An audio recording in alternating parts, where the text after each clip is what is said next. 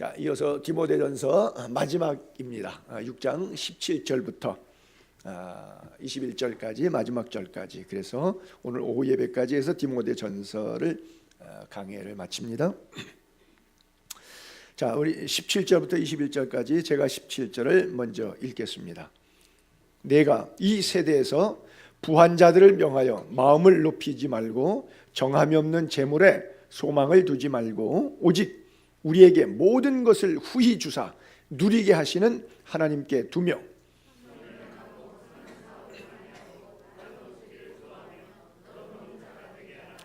이것이 장래에 자기를 위하여 좋은 터를 쌓아 참된 생명을 취하는 것이니라.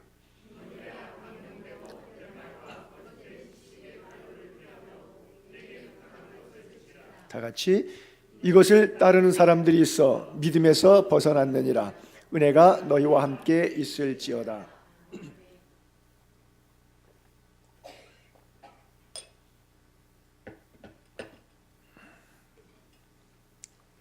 자, 제목을 우리 한번 다 같이 크게 한번 외쳐볼까요? 시작. 예, 참된 생명을 취하는 길. 사실은 17절, 18절, 19절에 오늘 전체 말씀의 핵심이 있는데 17절에서는 소망을 하나님께 두라. 그 다음에 18절에는 선한 사업 많이 해라. 그리고 19절에는 그게 참된 생명을 취하는 길이다. 이렇게 3단 논법식으로 우리에게 세 가지의 지침을 주고 있어요. 자, 먼저 17절. 내가 이 세대에서 부한 자들을 명하여 마음 높이지 말고, 즉 교만하지 말라 이거죠. 하나님이 불문 그만이기 때문에 부하다고 해서 가난한 사람들 멸시하고 교만하고 마음을 높이고 이렇게 하지 말라. 왜냐하면 정함이 없는 재물은 왜 돈이 돌고 돌아서 돈이라 그런다 그러잖아요. 정함이 없는 재물, 이것은 우리의 소망이 될 수 없다. 정함이 없는 재물에 우리의 소망, 마음 뺏기지 말고 우리 마음은 어디에 있느냐? 하나님께 둔다. 근데 그 하나님을 이렇게 수식했네요. 모든 것을 후히 주시고 마음껏 누리게 하시는 이가 우리의 하나님. 할렐루야. 믿습니까? 여러분의 소망 무엇이에요? 제가 드리는 질문은 대답할 필요 없는 질문이에요. 여러분의 소망이 무엇입니까? 여러분의 소망이 어디에 있습니까? 여러분들이 다시 한번 곰곰이 생각해 보세요. 내 소망은 무엇인가? 내 소망은 어디에 있는가? 제가 아테네 한인교회 목회할 때 8년 동안 목회했다 그랬잖아요. 거기에 이제 국제 결혼하신 부인이 아주 잘 사는 남편이 계셨는데 3년 동안 자기 요트 가지고 세계 일주를 하는데 영국의 제규어라고 하는 4200cc짜리 승용차 차에다가 배에다가 실어가지고 다니면서 육지에 내리면 그 차 갖고 여행하고 또 타고 가고, 어떤 나라 좋으면은 한 석 달 동안 그 나라에서 그냥 살고, 그리고 3년 동안 세계 일주한 사람이에요. 여러분, 3년 동안 돈을 벌어도 살기가 쉽지 않은데 쓰는 돈이 얼마예요? 배 정박할 때마다 배 기름값, 자동차 갖고 다니면서 돈이 얼마나 많으면 3년 동안 돈 10원도 안 벌고 그렇게 요트를 제규어 차에다가 실어 갖고 다니면서 세계 여행을 다니겠어요? 대단하죠. 우리는 평생 꿈이 그저 한 서너 달짜리 뭐 크루즈라도 한번 타고 세계 한 바퀴 돌아봤으면 그것만 해도 소원이 없을 텐데, 이분은 크루즈가 아니라 아예 자기 요트를 가지고 그렇게 다니셨던 분이에요. 이분은 돈이 어디서 나왔느냐? 이분의 비즈니스는 금 환치기 하시는 분이에요. 금을 사서 또 싼 나라나 싸게 할 때 금을 어마어마하게 금괴를 사놓고 올라가면 팔고, 왜 달러라든지 외화도 환치기가 있고 금도 환치기가 있어요. 그러니까 그것에 머리가 굉장히 잘 도시는 분이라서 그렇게 해서 돈을 어마어마하게, 그러니까 돈을 안 버는 게 아니라 환치기로 벌고 있는 거예요. 놀면서 3년 동안 세계 여행 요트 타고 다니면서도 전부 다 돈은 알아서 매월 그냥 이렇게 벌고 있는 거죠. 돈이 그냥 자동적으로 들어오도록 그렇게 되는데, 한번 연도는 언제인지 기억을 못하는데 금값이 어마어마하게 폭락된 적이 있어요. 금은 사놓으면 절대 망하지 않는다고 하는 강남 불패 신화와 같은 이런 스토리가 있는데, 언제 한번 금이 파동을 겪은 적이 있어요. 그때 어마어마한 양을 잃었어요. 그리고 병들었어요. 그리고 오랜 병 끝에 결국 다시 일어나지 못하고 그 병으로 인생을 정리했어요. 글쎄 그분이 어디에 갔을지 제가 참 궁금해요. 우리 교회에 나왔던 그 여집사님의 눈물의 기도로 남편을 구원시킬 수가 있었으면 좋았을 텐데 그렇게 해서 구원이 이루어지는 것이 아니기 때문에 이분의 소망은 이 땅의 금이었어요. 금보다 더 귀한 믿음. 믿습니까? 금이 귀해요? 믿음이 귀해요? 솔직히 말하시라요. 노래는 그렇게 부르죠. 금보다 귀한 믿음은 참 보배되도다. 하나님이 여러분들의 소망 될 수 있기를 바랍니다. 우리 기독교는 가난을 축복이나 저주로 표현하지도 않고 또 부여를 축복이나 저주로 표현하지도 않습니다. 단 성경적인 물질관 자세, 즉 돈, 물질, 축복이라고 생각하는 손에 주어지는 그것은 뭐냐? 내가 사는 동안 하나님께서 주의 일 하라고, 선한 일 하라고 맡겨주신 은사다. 제가 그러죠. 물질은 축복의 개념으로 이해하지 마시고 은사의 개념으로. 10이 있으면 10의 양만큼 일하라. 100이 주어지면 100의 양만큼 일하라. 없으면 금식하라. 하나님의 명령대로 그냥 순리대로 순응하며 이렇게 살아야 돼요. 사도 바울은 청빈을 주장한 적도 없어요. 꼭 가난하게 살아야 된다고 기독교인들을 독려한 적도 없어요. 제가 볼 때 성경을 앞만 봐도 성경은 근본적으로 바탕 배경에 너희를 향한 나의 생각은 내가 하나니 재앙이 아니라 곧 평안이요 너희 미래에 소망을 주려 하는 것이라. 이것이 하나님의 아이디어거든요. 인생으로 하여금 고생하게 하시며 하나님의 본심이 아니시라고 말씀하고 있거든요. 그러니까 청부가 성경적 그리스도인의 경제 논리예요. 왜냐하면 에덴 동산은 맑고, 그렇죠? 청, 그 다음에 부, 없는 게 없어요. 다 있는데요. 하나님이 에덴을 지으셨다는 것은, 그리고 그 속에 사람을 놓으시고 그것을 누리게 하셨다는 것은 성경 전체가 우리가 태어나서 정말 평안한 가운데 행복하게 잘 살기를 하나님은 의도하셨다고 하는 거예요.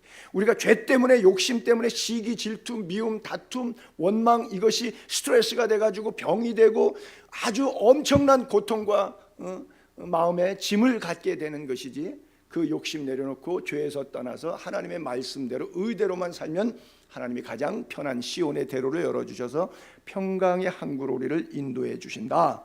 이것이 성경적인 원리예요. 그래서 여러분 생각 속에서도 성경은 청부가 맞다, 청빈 사상이 아니라 청부 사상이 맞다, 큰 틀에서 분명히 맞습니다.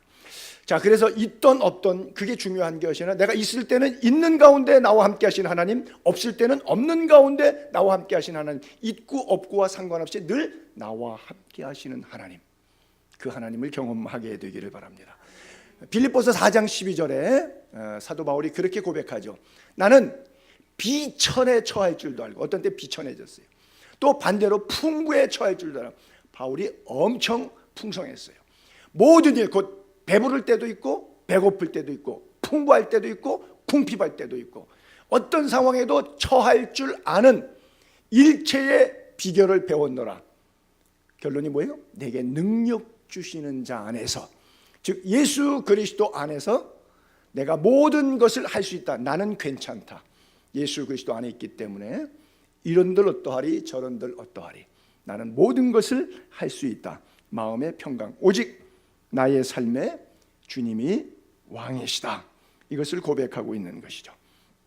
그래서 욥이 최고 신앙처럼 주신 자도 여호와시요 거두어 가시니도 여호와시니 오직 여호와만 찬송할지니라 하고 예배했다. 그래서 상황과 물질과 환경에 휘둘리지 않고 여전히 내 안에 계신 하나님, 나에게 주어지는 상황 속에서 땡큐 하면서 살 수 있는 믿음의 은혜가 우리 모두에게 있게 되기를 바랍니다. 이 물질은 누가 주시는 거냐? 모든 것을 후히 주사 누리게 하시는 하나님께 우리의 소망을 두라 그랬잖아요. 바로 하나님이 우리에게 재물 얻을 능력 주심을 믿습니다. 모세가 이스라엘 백성들 고별 설교하면서 40년 목회 리더십 끝나고 가나안 땅에 집어넣기 이전에 설교했을 때 재물은 하나님이 주신다. 이제 너희들이 무일푼으로 광야 생활에서 가나안 땅으로 들어가는데 거기서부터 신명기 8장 18절을 보면 내 하나님 여호와를 기억하라. Remember to God. 하나님을 기억하라는 거예요. 뭐를, 하나님의 어떤 속성을 기억하라는 거예요? 하나님이 너한테 재물 얻을 능력을 주셨다 그래요. 적과 꿀이오는 가나안 땅에 그냥 들어가서 아무렇게나 가진 것이 아니라 어떻게 했죠? 12지파들이 땅 분배할 때 전쟁했죠. 싸웠죠. 그래서 쟁취했어요. 그 싸워서 승리할 수 있는 힘, 재물 얻을 능력 누가 주느냐? 하나님이 주셨다고 하는 거예요. 그래서 이것을 늘 기억하라고 하는 거예요. 근데 모세가 그 설교하면서도 마음속에 마치 제가 이 설교하면서도 여러분들이 내 설교 잘 안 믿을 거야 라고 걱정하는 것처럼, 내 설교대로 순종하지 않을 거야 라고 하는 걱정하는 것처럼 모세도 그런 걱정이 좀 있었던 것 같아요. 그 다음 절에 볼게요. 이어서 계속 신명기 8장 12절부터 보면 네가 가나안 땅에 들어가서 이제 먹어서 배부르고 약속의 땅에서 아름다운 집을 지어서 이제 잘 먹고 잘 살게 거주하게 되고, 또 소도 많아지고 양도 많아지고 살림살이가 번성하게 되고, 또 은금이 증식되고 재산도 막 늘어나고 내 소유가 다 풍부하게 될 텐데, 하나님이 재물 얻을 능력을 주어서 약속의 땅에 축복을 다 이렇게 줄 텐데, 그렇게 되면 네 손에 딱 잡고 나면 생각이 달라질 거야. 없을 때는 하나님 주시면 하나님의 영광 위에 살겠습니다 이러고 살려달라고 기도했는데, 하나님이 살려주고 손에 풍성하게 주면 그때는 너 마음 교만해지게 될 거야. 돈 때문에 눈에 뵈는 게 없을 거야. 내 하나님 여호와 잊어버릴 거야. 내가 이거 걱정된다, 염려하노라 그랬어요. 모세가 설교하면서 염려하는 거나 제가 걱정하면서 설교하고 있는 거나 우리가 살면서 진정으로 목표하는 것, 목적하는 것, 나아가는 방향, 이 세상의 것들이 아니게 되기를 바랍니다. 부자가 된 것 죄도 아니고 잘못도 아니지만, 그러나 부자가 됐다고 하는 것이 신앙적으로 만족하게 하나님께서 형통하게만 하셨다 이렇게만 해석하면 안 되고, 하나님의 주신 사명이다, 은사다 이렇게 생각해요. 뭐 물질 주어지면 하나님 축복받았다 이렇게만 오해하지 않게 되기를 바랍니다. 물질을 통해서 은사다, 하나님의 사명이다 이렇게 생각해요. 예를 들어서 대한민국의 30대 기업의 90% 사람들은 예수를 안 믿는 사람들이에요. 재벌 가운데 예수 믿는 사람은 어디 있어요? 아마 뭐 최태원 씨가 감옥에서 나올 때 이렇게 성경책 들고 나와갖고 뭐 좀 여러분들이 혹시 믿지 않을까 하는 생각을 가질 수 있는데, 제가 볼 때 신실한 믿음을 가진 것 같지는 않은데 어쨌든 간 그래요. 그래서 여러분들의 기억 속에 뭐 삼성이든 대우든 현대든 LG든 뭐 기억나는 대로 한화든 어디든지 재벌 총수, 30대 기업 재벌 총수 가운데 예수 믿는 사람 누구 기억나는 사람 있어요? 예수 안 믿는데 복이 어마어마하게, 물질적 복이 어마어마해요. 그렇기 때문에 우리가 이원론적으로 생각하지 말아야 돼. 믿는 우리들에게 물질을 주었을 때 이것은 하나님 앞에 드려질 수 있는 영광의 몫이고 내 사명이고 은사다, 이렇게 생각해야 돼요. 세계 제일 부자가 늘 1, 2, 3위가 이렇게 좀 바뀌긴 하는데, 그래도 통칭 마이크로소프트의 빌 게이츠하고 워런 버핏, 투자의 규제, 그 사람들 둘 다 예수 안 믿는 사람이에요. 근데 선한 일은 모든 예수 믿는 사람 다 모은 것보다 더 많이 선한 일을 해요.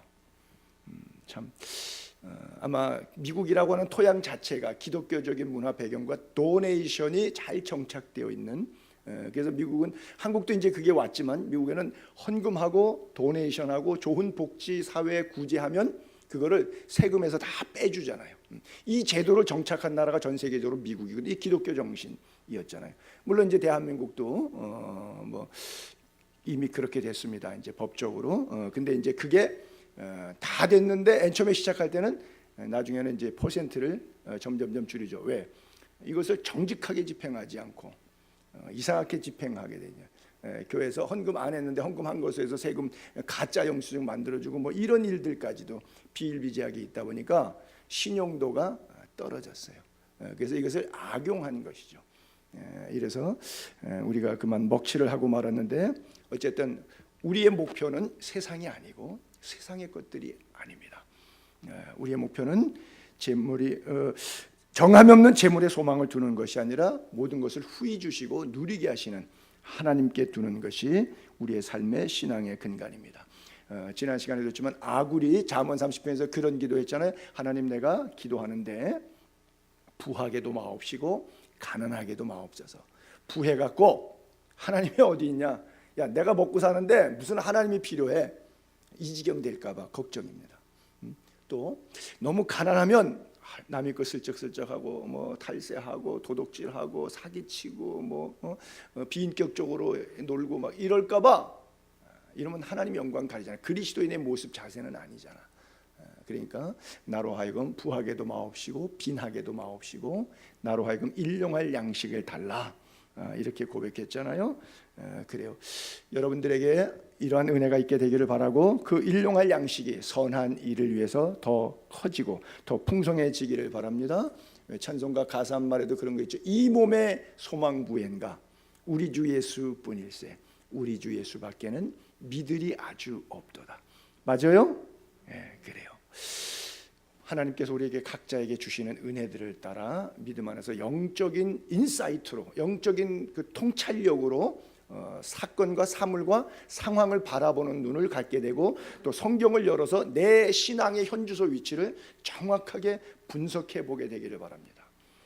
소아시아 7교회 가운데 현대교회로 대칭되고 있는 마지막 7번째 라오디게아 교회가 가졌던 문제, 오늘 우리들의 문제이고 현대교회의 문제이죠. 자, 그 라오디게아 이야기를 잠시 3장 17절 18절 올려보면 라오디게아 교인들이 이렇게 말했어요. 내가 말하기를 나는 부자라, 부요하여 부족한 것이 없다. 하지만 하나님의 눈으로 조명해 보니까 곤고해요, 가련해요, 가난해요, 눈 멀었어요, 벌거벗었어요. 이거를 알지 못하는 거예요. 호주머니에 돈 좀 있으면, 내가 권세 있고 명예 있으면 그것이 내게 주는 영화로움 때문에 내 속사람이 빈약해갖고 하나님 앞에 완전히 곤고하고 가련하고 가난하고 눈먹고 벌거벗었는데도 불구하고 내 영혼이 그런 상태인 것을 보지 못하는 거예요. 내 육체에 그저 기름만 반질하게 끼니까 내 속사람을 보지 못하는 거예요. 중요한 것은 겉사람이 아니라 속사람인데요. 그래서 이렇게 대답을 하죠. 이렇게 정답을 이렇게 유도해내죠. 내게서 불로 연단한 금을 사서 믿음을 이야기하죠. 믿음으로 부요한 사람이 되라. 그 다음에 흰 옷을 사서 입어 벌거벗은 수치를 벗게 하라. 흰 옷은 세마포를 상징하죠. 성도들의 성결한 삶, 그렇죠? 그것을 수치를 보자, 영적인 수치가 드러나지 않도록 삶을 정결하게 바꾸라 는 뜻이죠. 안약을 사서 눈에 발라 보게 하라. 즉 영안이 갇혀 있으니까 아무것도 안 보이는 거예요. 육신의 눈으로만 떠서 바라보니까 세상만 보이는 거예요. 그러나 육신의 눈이 감기고 영안이 열리는 순간 하나님 나라가 보이고 소망의 가치가 달라지기 시작하는 것이죠. 율법적으로만 살아왔던 바울이 눈에 비늘이 벗어지니까 그때부터 하나님 나라의 일만 하지 않습니까? 옛날에는 율법적인 삶만 살아갔었는데 이후로는 은혜의 삶만, 사명의 삶만 살도록 작정합니다. 그래서 안약을 사서 발라 보게 하라 그래요. 자, 다음 우리 6장 18절과 19절. 그래서 천국 소망을 두고 사는 사람, 이 땅의 남은 생의 시간들을 어떻게 보낼 것이냐, 살아있는 시간표 안에 행할 일들, 내 토막인데 결국 같은 얘기입니다. 반복한 얘기예요. 선을 행하라, 선한 사업 많이 해라, 나눠주기 좋아해라, 너그러운 자가 되라, 한 말이죠. 그렇죠? 다 똑같은 말이에요. 그만큼 중요하게 이야기하고 있는 거예요. 주님이 진실로 너희에게 이르노니, 어떤 사람이 계속 그 얘기를 반복할 때는 너무 중요하기 때문에 그런 거예요. 그래서 똑같은 한마디입니다. 선한 일에 늘 깨어있고 마음의 관심의 초점이 악한 일 생각하지 말고, 악한 일에 물질, 시간, 젊음 낭비하지 말고 선한 일에, 선한 사역에, 선한 삶을 살아가기를 바란다, 이렇게 표현하고 있는 것이죠. 그것이 장래의 좋은 터가 돼서 참된 생명을 취하는 것이라, 조금 한 걸음 더 나가서 영적으로 이것은 구원을 완성해내는 것이다. 그렇게까지 이해해도 좋을 거예요. 즉 영생을 취하라. 아까 믿음의 선한 싸움을 싸우라. 영생을 취하라 그랬잖아요. 영생이 뭐예요? 이터널 라이프, 천국이잖아요. 그것을 취하라는 거예요. 천국은 침노를 당하나니 빼앗는 자의 것이라는데 그것을 위한 하나님의 말씀의 선을 이루어가라고 하는 것이죠. 그것이 참된 생명을 취하는 것이다. 여러분 열심히 일하시고요, 성실하게 사셔가지고 돈을 많이 버십시오. 하나님께서 도와주시기를 바랍니다. 그래서 정말 선한 일에 물질을 빵빵하게 쓸 수 있게 되기를 바랍니다. 그래서 물질이라고 하는 것은 흐르는 거예요. 그렇잖아요. 많이 그런 얘기를 많이 하잖아요. 우리가 이스라엘의 지형을 놓고 헐몬산에서 2,500고지 되는 그 헐몬산에서 막 눈 녹은 물과 계곡물이 막 흘러갖고 큰 호숫가에 들어올 갈릴리, 굉장히 맑고 물고기도 많고 좋은 바다잖아요. 주변에 젖과 꿀이 흐르는 땅으로 만들어낸 농산물들을 만들어낸 참 좋은 갈릴리 바다는 밑에 요단강으로 흘려보내요. 계속해서 물을 공급받을 뿐 아니라 그 물을 계속해서 아래로 흘려보내죠. 아래로 흘려보내서 끝까지 가면 사해바다가 있죠. 사해바다는 막혔죠. 그리고 이것이 워낙 해저 한 600m로 내려가다 보니까 1년 365일 여름이죠. 그래서 땡볕에 의해서 증발돼 갖고 물이 올라가죠. 그렇죠? 수증기처럼. 그리고 밑에 그러다 보니까 염전이 되죠. 그래서 소금이 많죠. 그래서 죽은 바다, Dead Sea, 사해라 그래요. 더 이상 나가지 못해요. 더 이상 나가지 못해요. 갈릴리가 늘 풍성한 것은 흐르기 때문이에요. 사해가 왜 죽은 바다냐? 거기가 종착역이기 때문에.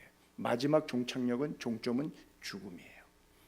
여러분들에게 온 건강, 물질 모든 부분에 있어서 전문 지식 여러분들 흐르게 하세요. 왜 우리말에 있잖아요. 야, 배워서 남주냐? 옛날엔 그랬거든요. 근데 요즘에는 바뀌었잖아요. 배워서 남주자, 벌어서 남주자 바뀌었잖아요. 왜? 건강한 사회를 이루기 위해서. 이것이 참된 생명을 취하는 길이라 그러잖아요. 나는 그래서 얼마 전에도 여러분께 감사 인사드렸지만 우리 미자립 교회 목회자들 성지순례 협력한 것 두고 감사하고 있어요. 우리 교인들에게. 우리 교인 몇 명 안 되는데도 하나님이 기뻐하시는 일에 전적으로 헌신해 주는 것.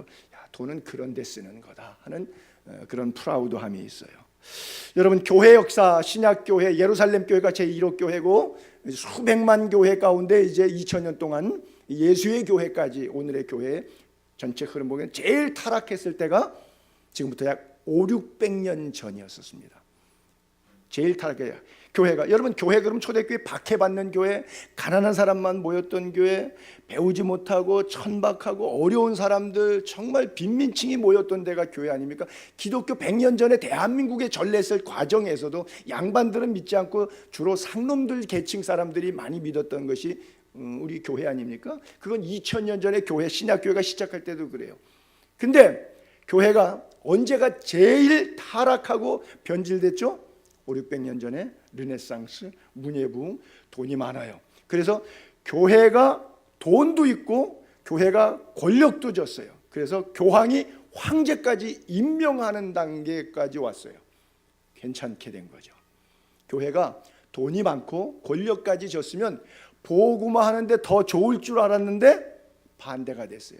예수 믿는 사람 잡아 죽이는 카타콤 순교 시대 되니까 복음이 더 살아서 순수해서 역동적으로 박해하던 로마를 기독교 국가로 제국을 바꿔놓을 정도로 뒤집어 놓는 힘이 흘린 피 속에서 있었는데 이제 먹고 살만해지고 권세도 잡고 물질도 풍성하고 아방궁처럼 교회들을 고딕건축으로 높이 세우고 바티칸을 짓고 이 정도 되다 보니까 교회가 부패해서 종교개혁, 리포엄드 처치가 나올 수밖에 없는 상황이 됐어요.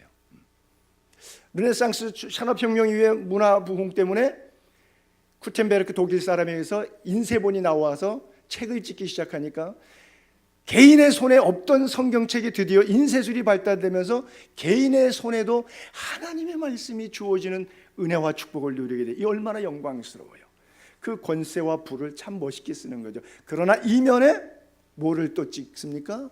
면죄부를 찍지요. 얼마나 타락한 거예요. 돈 수표 만들어서 면죄부로 하나님이 속지 않은데 이 표 사가지고 가면 죽은 당신 부모가 연옥에서 천국으로 빨딱 뛰어 올라간다고 하는 거짓말 수표, 가짜 어음을 발행해서 성도를 혹세무민시켜서 성직자들 배 불리고 온갖 가운, 여러분 교황이 쓰고 있는 삼중관이 6억 원씩 가갑니다. 금에다가 여기다 다이아몬드, 진주, 사파이어, 보석 박은 것이 토탈 액면가가 6억이에요. 교황이 타는 차, 교황이 입는 옷, 쓰는 물건, 좌우. 여러분 아마 목사가 그런 거 쓰면 아주 나쁜 목사라고 막 욕할 거예요. 근데 교황이 쓰니까 뭐 부러워서 어쩌질 못하고 그 권세 앞에 눌려서 있네요. 그렇죠? 왜 그럴까요? 타락 변질을 우리가 용인하는 거죠. 대단히 잘못됐는데 그것이 잘못된 것으로 받아들이지 않는, 그래서 종교 개혁이 필요해서 개혁교회가 나온 것이죠. 성경에는 권력도 돈도 다 가졌는데 멋있게 쓴 사람, 지난주에 얘기했던 아리마대 요셉처럼 예수 그리스도의 십자가 구속에 일조했던 사람, 또 초대교회가 설교하니까 3,000명, 솔로몬 행각에서 5,000명 모였는데 애찬을 만찬하다 보니까 여러분 5,000명 밥값 낼라 버려요. 대단하잖아요. 5,000명 밥값. 근데 그거 한 번만 내고 마는 거예요? 한 끼만 내는 거예요? 초대교회는 날마다 모여서 떡을 뗐어요. 떡값 얼마예요? 엄청나요. 오병이어의 기적, 그거 거기도 물론 이제 남자만 계수했지만 5,000명인데 1회 그거는. 근데 초대교회는 3,000명과 5,000명으로 늘었을 때 1회가 아니라 하루 3끼씩 에브리데이 수년간이었어요. 돈이 액면가가 얼마예요? 예수님도 감당 못해요. 200데나리온 오병이어도 그거는 피발의 셉니다. 아무것도 아니에요. 그 돈 다 어디서 났어요? 바나바와 같은 사람이 헌신했어요. 초대교회 참 가난한 사람들이에요. 근데 그 사람들이 이런 먹을 것들을 내놨어요. 왜 그랬죠? 그들이 가지고 있던 물질 사상 가운데 이 땅의 삶이 다가 아니라고 하는 생각 때문에 그래요. 천국 소망이 분명했어요. 두 번째는 모든 물질은 하나님으로부터 왔다는, 즉 내 것이라는 것이 아니라 청지기 사상, 하나님으로부터 왔다는 것 때문이에요. 세 번째, 물질은 복의 개념이 아니라 은사의 개념이라고 생각한 거예요. 아브라함이 복의 근원이 될지라 그럴 때 아브라함이 잘 먹고 잘 살아간다가 아니라 너를 통해서 자손들이 구원받게 될 것이, 열방이 구원받게 될 것, 열방이 영혼 구원받게 될 것이라고 하는 것을 복의 근원된 개념으로 말씀하셨어요. 그리고 동시에 물질을 선용하면 천국에서 참된 생명을 취하는 좋은 터를 놓는 길이 된다. 이 사상 때문에 오늘 성경 본문도 그렇고 1세기 교회 교인들은 이런 내용의 설교를 들었기 때문에 그와 같이 살 수 있었어요. 그래서 은사를 영생의 길까지 표현해주고 있어요. 자칫하면 무슨 은사가 영생하고 무슨 관계가 있어? 라고 신학자들이 저를 비난하면서 욕할는지 모르겠어요. 보세요. 로마서 6장 23절에 죄의 싹은 사망이라고 말하면서 이어서 부언 설명하신 부분에 이런 게 있어요. 하나님의 은사는 무엇이냐? 그리스도 예수 우리 주 안에 있는 이터널 라이프다. 바로 은사가 영생으로 이끄는 과정의 도구로 사용되고 있다고 하는 거예요. 우리는 은사를 어떻게 쓰죠? 뭐 방언 좀 한다, 예언 좀 한다, 나 기도 좀 많이 해. 그러면 룰룰랄라 기도바리를 룰룰 따따따따 그러면서 나 니들보다 영빨 있는 사람이야. 나 기도 많이 하는 사람이야. 영적 우월주의를 쓰죠. 내가 기도해서 알아서 다 결정해. 다 필요 없어. 이렇게 나가죠. 그렇죠? 은사를 그렇게 생각. 우리가 갖고 있는 은사의 개념은 이런 수준이에요. 아주 저급하고 비성경적인 개념이 한국교회 강단에 도배되어 있어요. 은사에 대해서 잘못 생각하고 있어요. 상당한 오해가 있어요. 아니요. 죄의 싹은 사망이지만 하나님의 은사라고 하는 것은 무엇이냐? 그리스도 예수 주 안에 있는 이터널 라이프로 연결시켜주는 것이 은사를 하나님이 우리에게 주신 이유고 목표라고 하는 거예요. 그래서 교회의 덕이 되고 유익이 되는 것이지 개인의 영성을 과시하는 것으로 절대 포장되지 않습니다. 그래요. 이방인의 교회가, 예루살렘 교회가 흉년될 때, 즉 고린도 교회가 그랬는데 흉년됐을 때 어려운 가운데 그들이 헌금 보내는 것을 이렇게 묘사되고 있어요. 고린도후서 1장 보게 되면 8장 1, 2절에 보게 되면 형제들아 하나님께서 마케도냐 교회 교인들에게 주신 은혜를 우리가 너희에게 알리노니, 저 마케도냐 교회는 빌립보 교회와 데살로니가 교회를 이야기하고 있어요. 그들이 많은 환난의 많은 시련 가운데 살았지만 기쁨이 넘쳤어요. 그 다음에 극심한 가난한 사람들 투성이었지만, 초대교회는 가난했지만 헌금의 액수는 저 정도 사람들의 호주머니에서 어떻게 이런 금액의 헌금이 나오지라는 통계표가 나왔어요. 풍성한 연보를 넘치도록 하게 하였느니라 그래요. 여러분, 여기서 은혜라고 하는 단어를 우리가 한번 고민해 볼 필요가 있어요. 여긴 구제와 나눔을 지금 은혜로 쓰고 있는데, 은혜가 무엇인가? 우리는 은혜 받았다 그러면 뭔가 받은 거예요. 이번에 돈 벌었어, 사업 잘 됐어, 생각하지 않게 기도했더니 하나님께서 그거 물질 채워줘서 이게 응답 받았어, 참 은혜를 입었다고 생각을 해요. 근데 여러분, 거꾸로 발상을 바꾸셔야 돼요. 은혜는 뭐예요? 비록 크던 작던 내게 있는 것을 나눈 것을 은혜라 그래요. 성경이 말하는 은혜, 바로 여기서 말하는 거, 마케도냐 교회들에게 은혜를 주었다. 그들이 행했던 은혜가 어떤 은혜였느냐? 환난이 있지만은 기뻐하고, 가난하지만은 남을 돕는 일에 인색하지 않고 풍성했다고 하는 것이죠. 이어서 계속 볼게요. 이 은혜와 성도 섬기는 일, 이게 바로 구제와 나눔을 은혜라고 보는 거예요. 성도 섬기는 일에 참여함에 대하여 우리에게 간절히 구하니 그들이 먼저 자신을 죽게 드리고, 즉 이 헌신의 물질을 자신을 먼저 죽게 드리고 또 하나님의 뜻을 따라 우리에게 주었다. 목회자에게 이미 내기 전에, 교회에 이미 드리기 전에 자신이 하나님 앞에 드려진 것이다. 이렇게 순서를 얘기하고 있고요. 이 은혜 그대로 성취하게 하라. 행동하라는 거죠. 그렇죠? 은혜는 가슴으로 받고 끝나는 것이 아니라 행동으로 성취하라는 거예요. 오직 너희는 믿음도 있고, 믿음도 풍성하고, 말도 잘해요. 얼마나 아는 게 많은지. 성경 지식, 성경 퀴즈 1등해요. 믿음도 풍성하고, 말도 풍성하고, 얼마나 간증도 잘하는지, 지식도 풍성해요. 모든 간절함과 우리 사랑하는 모든 일에 얼마나 그렇게 풍성한지 몰라요. 교제가 그렇게 좀 풍성한 것처럼 이 은혜도 좀 풍성해봐라. 이 은혜도 좀 풍성해봐라. 말은 잘하는데 돈은 안 내놔. 직접 합법으로 말하면 그 뜻이에요. 그렇죠? 헌신할 줄 모르는 그런 모습. 은혜는 혼자 다 받았다고, 뭐 계시 응답은 혼자 다 받았어요. 근데 하나님 앞에 인색하기가 말할 수가 없어. 이게 은혜가 아닌데 자기는 그걸 은혜라고 생각하고 있어요. 주는 것과 받는 것 차이가 달라요. 비성경적인 신앙이기 때문에 그래요. 자, 그래서 하나님은 강요하지 않습니다. 고린도후서 8장 12절을 할 마음이 중요한 거예요. 할 마음만 있으면 있는 대로 받으실 터이요 없는 것은 받지 아니하시리라. 기록된 것 같이 많이 거둔 자도 남지 않고 적게 거둔 자도 모자라지 않는다. 성경에 그랬죠. 흩어 구제하여도 풍족하게 되어지고 과도히 아껴도 가난하게 될 뿐이라. 이것이 하나님의 원리예요. 그래서 중요한 것은 은혜에 대한 자기 자신의 자세라고 하는 것이죠. 할 마음. 여러분, 내가 없는데 하나님이 없는 거 몰라요? 과부가 헌금 엽전 2개 드릴 때 생활비 전부인 거 하나님이 몰라요? 하나님은 다 아세요. 하나님이 모르시는 게 뭐가 있어요? 내 속 마음을 아시는 것이죠. 내 중심을 아시는 것이죠. 내 중심이 하나님 앞에 있는가 아닌가 하는 것이죠. 주님이 왜 가난하게 되시고 왜 주님이 처절하게 되시고, 고린도후서 8장 9절에 보게 되면 우리가 좋아하는 구절 가운데 하나 있는지 모르겠어요. 우리 주 예수 그리스도의 은혜를 너희가 알거니와. 부요하신 예수님이 너희를 위하여, 우리를 위하여 스스로 가난하게 되셨다는 거예요. 그래서 예수 그리스도가 가난하게 됨으로 말미암아 우리들을 부요하게 하시려고 그렇게 하셨다는 거예요. 그가 찔림은 우리의 허물을 인하며 그가 상함은 우리의 죄악을 인함이라. 그가 징계를 받음으로 우리가 평화를 누리고 그가 채찍에 맞음으로 우리가 나음을 입었도다. 십자가에 달리신 분이 예수님이지만 실상 달려야 될 자는 바로 나였던 거예요.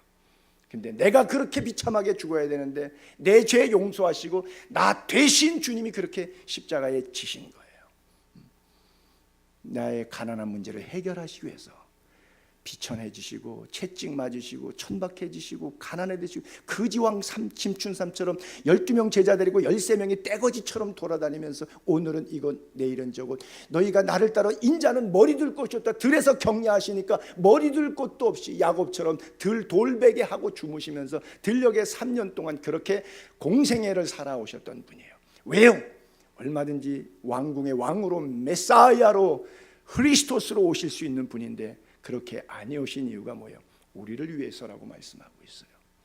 우리 때문에 그렇게 되신 거예요. 그래서 장래에 좋은 터, 장래에 참된 생명을 얻는 길이 바로 이 길이다. 우리의 소망이 천국에 있게 되기를 바랍니다. 여러분, 장래에 참된 생명을 취하는 게 이거라 그러면, 만약에 주식을 투자하고 부동산을 투자해서 그렇게 된다 그러면 그거 하듯이 이걸 왜 안 하겠어요? 그만큼 좋은 결과와 귀한 것이라 그러면 이거 왜 안 하겠어요? 여러분, 이집트 가보신 분들 피라미드 가보시죠. 왕릉 얼마나 커요. 그 모래 사막에 1톤도 넘는 그런 돌을 그 어떻게 옮겨온 거예요? 기중기에 그거 들고 오기도 없고 그 밑에다가 통돌 같은 거 놓고 막 밀고 했을 텐데 여러 가지로 고생 많이 했을 거예요. 그게 뭐예요? 죽은 한 사람 무덤 만든다고. 그렇게 만들어서 뭐 정말 효과가 뭐 얼마나 위대하게 좋은, 백성을 위해서 좋은 장치냐? 아무것도 아니에요. 죽은 사람 한 사람 무덤 만든다고 쎄빠지게 그렇게 고생시킨 거예요. 그리고 그 안에 부장품들 지금 다 없지만 금은 보화가 가득히 들어가 있어요. 임금이 쓰던 그 왕관부터 시작해서 그가 입던 비단 옷에서부터 해서 쓰던 금은 부치들 전부 다 그래서, 물론 나중에 도굴범들에 의해서 다 없어졌지만, 그리스에 가게 되면 아테네 고고학 박물관에 미케네 관이라고 하는 것인데, 청동기 문명이 발상지 이후에 철기 문명인데 그게 미케네 문명이에요. 미케네 아가멤논 왕이 있죠. 그 아가멤논 왕의 얼굴 마스크 탁본을 떴어요. 왜? 죽은 다음에도 후대가 영원히 이 왕을 기억해 달라고. 지금부터 3300년 전 사람이니까 사진이 없잖아요. 누가 화가가 그림을 그려놔도 글쎄 그게 존재하기가 어려울는지 모르겠어요. 그러니까 얼굴을 탁번 떠서 황금으로 해서 실제 죽었는데 그 죽은 시체 위에다가 얼굴에다가 금을 했어요. 나중에 몇천 년 뒤에 후손들이 그거 발굴해갖고 이렇게 보면 임금님 얼굴 알아보라고. 황금 마스크 지금도 있어요, 박물관에. 나중에 한번 가서 봅시다. 근데 그 왕하고 아무 상관이 없는 금은 뭐예요? 만약 왕들이 오늘 이 설교를 들었다 그러면 자기 시체 무덤에다가 이거 안 가져갔을 거예요. 하나님의 영광을 위해서 멋있게 살았을 거예요. 참된 생명을 취하는 길이 뭔지 몰랐기 때문에 그랬겠죠. 거기는 도둑이 있죠. 도굴범들이 다 가져갔잖아요. 대한민국 왕릉은 제대로 된 게 없어요. 도굴범들이 다 가져가서. 박물관에 있는 것들도 사실은요, 이미테이션들이 거의 다. 진짜 진품이 아니에요. 진품 근거해서 이미테이션 비슷하게 갖다가 만들어 놓은 거예요. 그래서 금 색깔이 나도 사실은 금이 아닌 것들이 박물관 안에 많아요. 예수님의 산상수훈 설교 가운데 마태복음 6장에 바로 그 메시지죠. 너희를 위하여 보물을 땅에 쌓아두지 말라. 거기는 좀, 동록, 녹 쓴단 말이에요. 도둑이 온다. 구멍을 뚫고 도둑질해요. 오직 너희를 위하여 보물을 하늘에 쌓아두라. 거기는 좀, 동록, 도둑 없다. 못한다. 하지 못한다. 내 보물이 있는 곳에는 내 마음도 있다 그랬어요. 여러분, 땅에 쌓아두었다, 하늘에 쌓아두었다 그래요. 다윗 왕은 3600톤, 자기가 40년 통치하는 동안에 전쟁에서 이길 때마다 갖고 온 전리품을 창고에다가 차곡히 쌓은 것이 나중에 성전 지을 때 쓰기 위해서, 그래서 죽기 전에 아들 솔로몬에게 넘긴 금, 은, 동 보석들이 1톤짜리 용달 트럭 3600대 분량의 헌금을 드리고 그가 하는 말이, 하나님, 내가 무엇이간데 주 앞에 이와 같이 드릴 것이 있었습니까? 라고 고백해요. 다른 왕들하고 피라미드 만든 왕하고 아가멤논 왕하고 다윗 왕은 사뭇 다르죠. 왜요? 다른 왕은 예수를 안 믿었는데 다윗 왕은 예수를 믿었잖아요. 그러니까 참된 생명을, 그 다음에 좋은 터를 놓는 하나님의 나라의 일꾼이 되었잖아요. 성경의 사람 인명 가운데 제일 많이 나오는 사람이 다윗입니다. 이세 아들 다윗을 만나는 이는 내 마음에 합한 사람이라 그랬어요. 그 마음의 갸륵정성 때문에 그래요. 여러분, 정함이 없는 재물에 소망을 두지 말고 후히 주시고 누리게 하시는 하나님께 우리의 소망을 두자 그랬잖아요. 그래서 예수님도 보물을 땅에 쌓지 말고 보물을 하늘에 쌓자 그랬잖아요. 여러분, 제가 예를 들어서 이렇게 요즘에 해외 여행을 나가면 돈을 안 가져갑니다. 배낭여행하는 사람들은 막 10불짜리 이런 데서 막 게스트하우스에서 자고 그러다 보니까 한 방에 막 6명, 10명씩 자는 경우도 있고 막 2층 침대 몇 개씩 놔져 있고 막 그래요. 뭐 5불, 10불짜리 그런 게스트하우스에서 막 자면서 배낭여행하고. 그러면 돈을 많이 갖고 다니면 좀 불안하잖아요. 그러니까 기본적으로 갖고 다니면 어떻게 하느냐? 한국에서 원화로 다 그냥 디파짓해. 이번에 가서 한 200~300만 원 쓴다. 그럼 200~300만 원 은행에다 집어넣어요. 그리고 뭐 가져가요? 카드 하나만 딸랑 가져가서 그 나라 가는 나라에서 아무 기계나 대고 집어넣으면 그 나라 돈으로 그냥 나와요. 한국에서 익스체인지 할 필요도 없어요. 그 나라 돈으로 다 나와요. 뺏어 써요. 왜? 여기다가 넣어놨으니까 저기서 빠져요. 조금 유치하고 우스꽝스러운데 예를 든 것이 여러분들이 여기서 하나님 나라 미리 보내놓으면 땅에 쌓은 것이 아니라 하늘에 쌓았어요. 하나님 나라 가셔 여행할 때 크레딧 카드 집어넣어서 빼서 쓰시면 돼요. 아주 우스꽝스러운데 이게 사실이에요. 여러분, 제가 둘 중에 하나입니다. 여러분들에게 헌금 많이 내게 하려고 사기치고 있는 것일 수 있고요, 아니면 이것이 사실일 수도 있고요. 여러분이 참된 참된 생명을 위해서 하나님 앞에서 신앙의 삶을 어떻게 살아야 되는지를 극명하게 설명하고 있는 진실일 수도 있고요. 둘 중에 하나니까 여러분 마음대로 생각하고 결단하고 그렇게 하게 되기를 바랍니다. 하나님 앞에서 더욱 풍성해질 수 있도록 여러분 기도하고 열심히 일하세요. 하나님께서 축복하실 거예요. 하늘의 보화가 그대로 있어요. 보세요. 여러분 그 부자 청년 이야기했을 때 마태복음 19장 21절에 주님 이렇게 말씀하시잖아요. 예수께서 이르시되 내가 온전하고 싶으냐? 그러면 소유를 팔아 가난한 자들에게 주라. 그리하면 하늘에서 보화가 너한테 돌아간다. 그대로죠. 예수님이 사기치고 있는 것 아니면 내가 정신 바짝 차려야 될 문제일 수도 있어요. 예수님의 말씀이에요. 내 소유를 팔아 가난한 자들에게 주라. 그러면 땅에서 디파짓 해놨는데 저쪽 가서 카드로 뽑아 쓴다. 하늘에서도 보화가 내게 있다. 상당히 돈 걷기 위한 사기극이에요. 그렇죠? 믿음이 없으면. 그리고 와서 나를 따르라 하시니 그 청년이 재물이 많음으로 이건 축복이에요. 그렇죠? 여러분 이거 축복이에요, 저주예요? 축복이죠. 그렇죠? 근데 축복이 돼요? 어떤 결정이냐에 따라서 축복이 복이 될 수도 있고 그렇지 않을 수도 있는 결론이에요. 둘 중 하나예요. 진실 아니면 사기입니다. 정신 바짝 차리세요. 사기당하지 않도록. 베드로후서 1장 4절 보배롭고 지극히 큰 약속을 우리에게 주사 이 약속으로 말미암아 너희가 정욕 때문에 세상에서 썩어질 것 피하라. 정욕 때문에, 욕심 때문에, 세상의 물질적인 가치 때문에, 인생 가치관, 인격 팔아먹지 말라. 썩어질 것 이거 피하라는 거예요. 그리고 뭘 잡아야 돼요? 신성한 성품에 참여하는 자가 되라. 계속해서 이어서 베드로후서 1장 8절 이후에를 쭉 내려가 볼게요. 너희로 우리 주 예수 그리스도를 알기에 게으르지 않고 열매 없는 자가 되지 않게 하려니와 그래요. 여러분 성령의 사람은 성령의 열매가 있어요. 왜 교회를 수십 년 다녔는데 성령의 열매가 없느냐? 그 사람이 성령 붙잡고 있는 게 아니라 자아가 자기를 붙잡고 신앙생활을 하고 있기 때문에 그래요. 열매로 그들을 알 수 있다 그랬는데 열매 없는 자가 되지 말라 그랬어요. 입만 무성한 가지가 되지 않기를 바랍니다. 그리고 또 이어서 이런 것은 뭐예요? 열매입니다. 이런 것이 없는 자는, 열매가 없는 자는, 예수를 수십 년 믿어도 열매가 없는 사람은 맹이냐, 눈 딱 감은 사람이에요. 멀리 보지 못하는 것은 영생을 보지 못하고, 사람이 육신인데 죽으면 끝이지 무슨 영혼이 있고 천국과 지옥에 무슨 개나발 같은 소리가 있어. 그런 소리 집어치우라오. 이렇게 멀리 보지 못하고 그 옛 죄가 깨끗하게 된 것을 잊었느니라. 첫 구원의 감격, 주님이 나를 용서해 주셨던 그 첫 구원의 감격, 이걸 잊어버린 거예요. 옛 죄가 깨끗하게 된 것을 잊어버려요.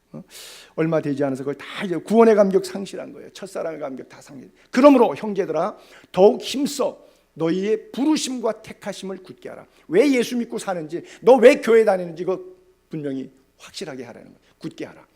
이것을 행한즉, 이것이 뭐예요? 열매를 맺는 거예요. 열매를 맺는 거예요. 이것을 행한즉 언제든지 실족하지 아니하리라. 이 기적을 여러분들의 삶 속에 맛보게 되기를 바랍니다. 라르손이라고 하는 사람이 어떤 가치관의 자기 점검표를 만들었는데 네 가지 질문을 만들어, 이분 목사님이에요. 그래서 네 가지 질문 한번 우리가 스스로에게 지금 큐티 하듯이 한번 생각해 볼게요. 첫 번째 질문, 나는 얼마나 많은 돈을 가지고 있는지와 또는 얼마나 하나님의 뜻을 따르고 있는지, 둘 중에서 어떤 것에 더 관심 쏟고 있습니까? 다시요. 얼마나 많은 돈이 있나 여기에 관심이 있는지, 내가 얼마나 하나님의 뜻에 잘 순종하고 있는가 여기에 관심이 있는지, 관심 포인트, 뷰 포인트. 두 번째, 내 성품, 사랑과 희락과 화평과 오래 참과 자비와 양성과 충성과 온유와 절자, 성령의 열매들 같은 이런 좋은 성품들, 이 성품을 개발하기 위한 기도에 집중하고 있는가, 아니면 물질을 달라고 기도하는 것 중에서 어떤 것을 더 많이 구하고 있는가? 내 기도의 초점, 영성인가 물질인가, 땅의 것인가 하늘의 것인가, 어디에 더 관심이 많은가? 세 번째, 다른 사람을 돕는 일, 반대로 우리 집과 잔디를 돕는, 이건 미국 사람이다 보니까 미국 사람들은 집집마다 잔디가 있는데 잔디 깎고 하는데 뭐 사람 사서 할 수도 있고 뭐 기계 할 수도 있고 하여간 돈이 많이 들어요. 그거 안 깎으면 나라에서 페널티 벌금 날아옵니다. 집 앞에 눈 안 쳐도 낙엽 안 쓸어도 잔디가 더러워도요, 국가에서 이렇게 페널티 고지서 날라와요. 그러니까 그거에 돈을 안 쓸래 안 쓸 수가 없죠. 거기다 풀장까지 있으면 또 대단하죠. 근데 웬만한 사람은 또 다 풀장이 있어요. 미국에는 개인주택에는 풀장 없는 집이 뭐 거의 없죠. 다른 사람을 돕는 일보다 우리 집과 잔디를 돌보는 일에 더 많은 돈을 쓰고 있는 것은 아닌가? 네 번째, 내가 장래를 확신하는 것은, 미래에 대한 기쁨 확신하는 이유는 뭐냐? 은행 통장에 잔고가 많아서 배포가 땅땅한가? 아니면 그리스도 안에서 내 영혼이 안전하게 갈 곳에 대한 천국 소망이 확실하기 때문에 배포가 튼튼한가? 여러분, 왜 마음이 든든한가? 어떤 것 때문에 마음이 든든한가? 인생 가치관의 점검표인데요. 자, 마지막 6장 20절과 21절. 바울이 주고자 하는 메시지는 다 끝났어요. 이 세 가지 소망을 하나님께 두라, 그 선한 일을 많이 해라, 이것이 영생을 취하는 길이다. 그리고 이제 안부를 적으면서 뭔가 목회 서신이니까 안부로 끝나면 좋은데 한 번 더 재차 부탁해요. 좀 뭔가 불안한 거예요. 한 번 더 얘기하고 싶은 게 있어요. 디모데야, 마지막 절에 그래. 디모데야, 망령된 말, 헛된 말, 거짓된 지식, 이런 것들은 아니야 뭉개버려라.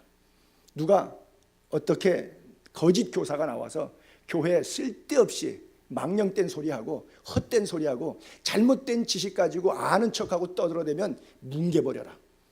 반론을 피함으로. 내게 부탁한 것을 지키라. 지금까지 쫙 설명했던, 부탁했던 그 내용들, 이걸 지키라는 거예요. 이것을 따르는 사람들이 있어. 이것이 뭐예요? 망령되고 헛되고 거짓된 것을 따르는 사람들이 있어서 헛소리에 속아가지고 믿음에서 벗어났느니라. 은혜가 너희와 함께 있을지어다 그랬어요. 임마누엘이죠. 마지막부터 목회적 개인적인 당부, 이게 가벼운 게 아니라 사실은 무거운, 어떤 의미에서 손자병법, 영적 목회의 손자병법 가르쳐 준 거죠.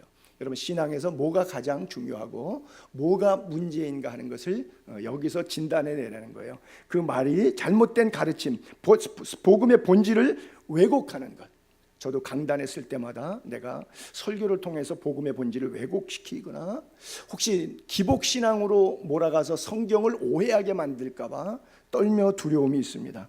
내가 지금 바로 가리키고 있는 것인지. 정말 날라리 목사가 되지 않기 위해서 제가 하도 비행기 타고 많이 날아다니다 보니까 날라리 목사 될까 봐 은근히 겁이 나는데, 신학적으로 성경적으로 윤리적으로 검증이 안 된 사람들이 너무나 많은 시대예요. 그래서 그들이 영 분별했다 그러면 악령이 시키는 쪽으로 간 거예요. 하나님이 기뻐하는 쪽으로 결론 나지 않습니다. 왜요? 이미 가르침 자체가 잘못되어 있기 때문에 그래요. 그 대표적인 예를 디모데후서 이렇게 표현하고 있죠. 디모데전서에 먼저 어떤 이들은 이 양심을 버렸다, 믿음의 관선에서는 파선했다. 그러면서 명단에 후메네오, 알렉산더가 있다. 이미 내가 사탄에게 내줬다. 포게릿 내줬어. 이제 끝났어. 그들 훈계를 받아 신성을 더 이상 모독하지 못하다. 그래 와봐야 계속해서 사랑으로 감싸줘봐야 계속해서 신성 모독하는 잘못된 가르침의 헛소리밖에 안 해.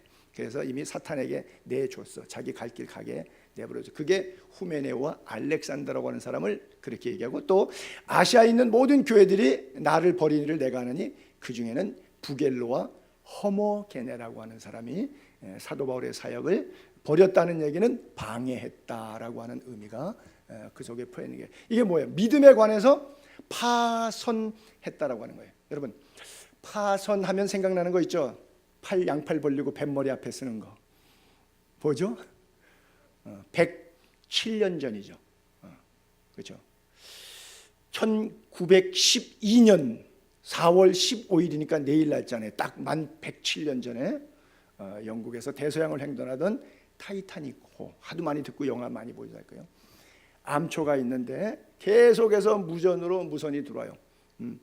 계속 그 방향 루트로 가게 되면 이게 암초를 만나게 되니까 방향을 선회하라, 계속 방향을 선회하라고 6차례 무선의 통지표가 있었어요. 그런데 마지막 교신에 조용히 하라, 통신에 방해된다. 그들이 자체 내서 배에서 통신하는데 방해가 된다고, 외부 통신을. 그런 쓸데없어요. 왜? 안에서 지금 부자들이 와서 짐을 놓다 보니까 객실 움직이고 여기는 저기 가라, 방송 지금 나가기 바쁜데 본 방송이 저쪽에서 빙산에 부딪히니까 그쪽으로 가지 말고 너 또 방향을 선회하라고 자꾸 그러니까, 우리 지금 배 안에서 부자들이 와서 음식 날르고 방 배치하고 여기 지금 바빠 죽겠는데 말이야. 그 쓸데없는 소리 좀 그만하고, 우리 방해된다. 그게 마지막 교신 내용에 나오는 거예요. 결국 내용은 여러분들이 다 아시는 그런 쪽으로 결론이 났죠. 그래요, 여러분. 그 영화 보신 분이 어떤 사람이 침몰하는 직전에 침몰이 시작됐다 그러니까 설마 이래갖고 자기 그 귀족이 돈이 많은 사람인데 돈에 환장을 했지. 구명보트를 다는 못하니까 그게 1등석, 2등석 순서대로 가지 않습니까? 영화 보신 분들이 알겠지만. 근데 그거를 자기가 팔아요. 그 팔으려 돈. 그래서 나중에 그 사람은 손에 그 돈을 쥐고 이렇게 물속에 그냥 이렇게 빠지죠. 죽어도 돈을 잡겠다는 거죠. 그렇게 어리석은. 타이타닉이 주는 성경은 아니지만 그 메시지가 오늘 우리 이 시대에 우리들의 살아가는 삶의 모습을 보는데 바로 파선했다 그래요. 마지막 구절 볼게요. 망령되고 헛된 말을 버리라. 그들은 경건하지 아니하며 점점 나아가. 갈수록 좋아지는 게 아니라 갈수록 나빠져. 그들의 말은 악성종양, 악성암이라는 말이에요. 퍼져나감과 같은데 말 한마디가 암처럼 이렇게 퍼져나가. 그 중에 후메네오와 빌레도가 있다. 이 후메네오는 디모데 전서에도 나왔는데 디모데 후서에도 한 번 더 거명해요. 얼마나 사도 바울이 목회에 힘들었는 존재였는지. 그렇죠? 악성종양이라고 이렇게 말하면서 한 사람을 악평하는데 디모데 전서에도 나오고 후서에도 나와요. 2번씩이나 나와요. 그리고 대만은 이 세상을 사랑하여 나를 버리고 데살로니가로 갔다. 여기는 또 이 세상을 사랑했다. 망령되고 헛된 말, 악성종양, 이 세상을 사랑해서. 이런 단어들이 거기 쭉 열거되고 있죠. 그래요. 여러분, 이것은 단순히 바울과 인간 관계가 불편해졌다는 이야기가 아니고요, 영적으로 잘못됐다라고 하는 이야기입니다. 여러분들이 영적으로 바른 선택을 갖게 되기를 바랍니다. 하나님의 사람들이 가야 될 길, 피할 것, 취할 것, 버릴 것, 지킬 것, 여러분들 하나님 말씀에 잘 순종해서 참된 생명을 취하는 경건한 성도의 삶을 살게 되기를 주님의 이름으로 축복합니다. 기도하겠습니다.